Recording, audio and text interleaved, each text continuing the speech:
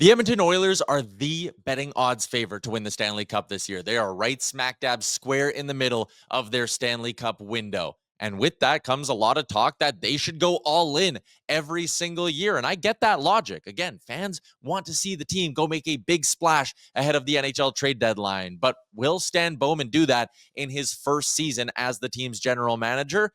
I think it's actually a more interesting conversation than some people want to say. First off, one thing that's plaguing the Oilers right now is a lack of assets. They don't have their first round pick in the 2025 draft because they traded it to Philadelphia last June. Now, they could move that to the 2026 draft and trade their 2025 pick, but the point is they only have one first round pick in the next two drafts. On top of that, they don't have any bonus picks. They have their own second and their third, both this year and next year. And this year, they don't have a fourth or fifth rounder either. So if they were to move on from their second and third round picks, they wouldn't be making a selection this year until the sixth round of the draft. On top of that, they don't have a lot of notable prospects. They're not going to trade Matt Savoy just 8 months after acquiring him from the Buffalo Sabres, and they don't have really any other A-plus prospects that other teams would covet. So there's a chance that this deadline is more of a lowercase year than some people want to admit. And with that, let's look at some lowercase targets, starting with a team like Chicago, who have a few players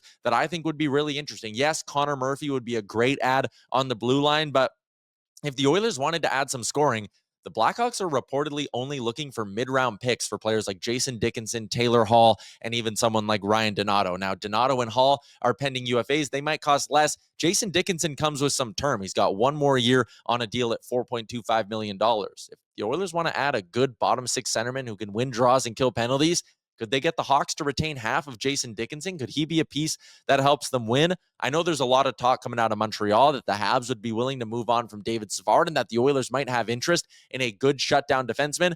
I don't think that's the kind of player they need. Now, again, I'm not sure if the Oilers are going to trade a first-round pick to go get a defenseman after signing John Klingberg, but if they wanted to add a piece who maybe has a bit of upside, but maybe quite isn't a top four guy, what about Henry Yokoharu out in Buffalo? 25 years old, has put up some good defensive metrics in the past.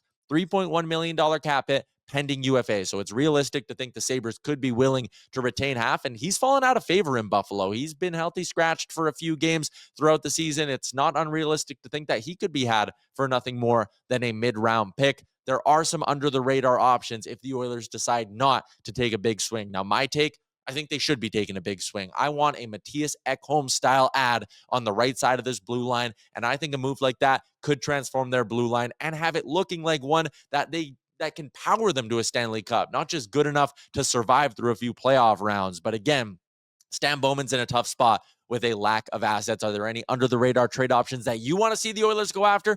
Drop them in the comments below. And as always, don't forget to hit the subscribe button because the trade talk is not going away.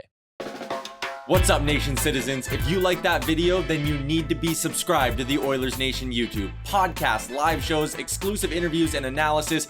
Everything you need from your favorite voices at Oilers Nation. And you don't want to miss any of it, so hammer that subscribe button.